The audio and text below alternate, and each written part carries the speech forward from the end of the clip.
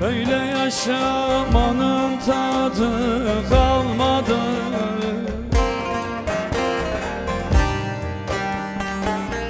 Düşenin dünyada dostu yokmuş.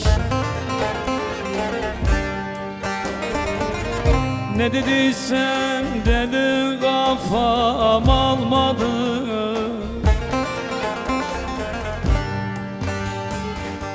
Düşenin dünyada dostu yokmuş. Aman aman yokmuş. Öyle öyle yokmuş. Aman aman yokmuş. Öyle öyle. Düşme. Düşersen bağımsızlığını ilan eder dostlarım. Görüş günlerin yasaklanır. Gelenin gidenin olmaz. Bayram eder düşmanların, düşme. Düşünce bütün düşüncelerin değişir hayata dair. Dostluk, arkadaşlık, aşk yeniden şekillenir beyninde, düşme.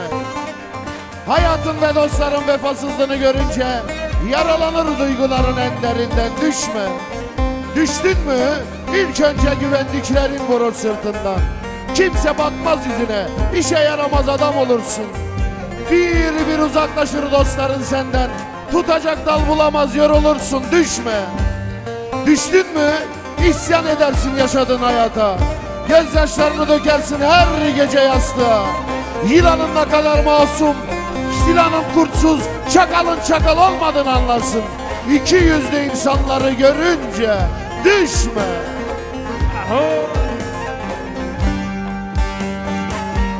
Hani benim etrafımdan dönenler, bir anlatsam yüreğimde neler var. Yüz çevirdi canım diyen nazlı yar. Düşenin dünyada dostu yokmuş.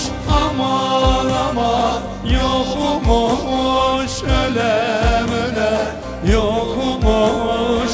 Aman aman yokmuş.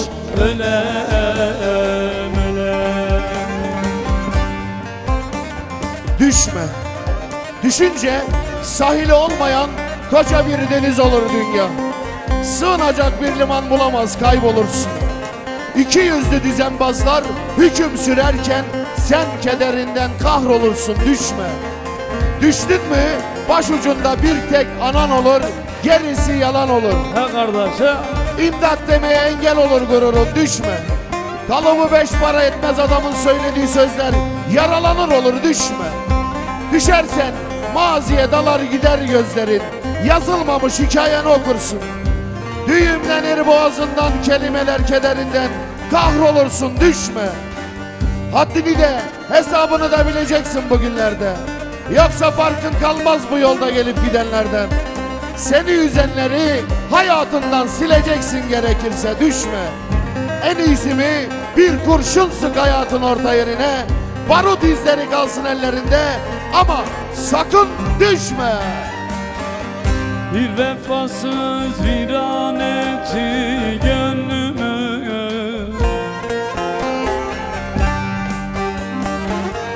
Onun için boş çevirdim ömrümü.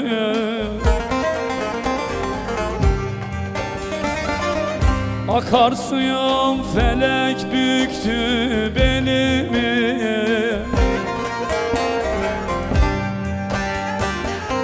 Düşenin dünyada dostu yokmuş. Aman aman yokmuş. Ölem ölem yokmuş. Aman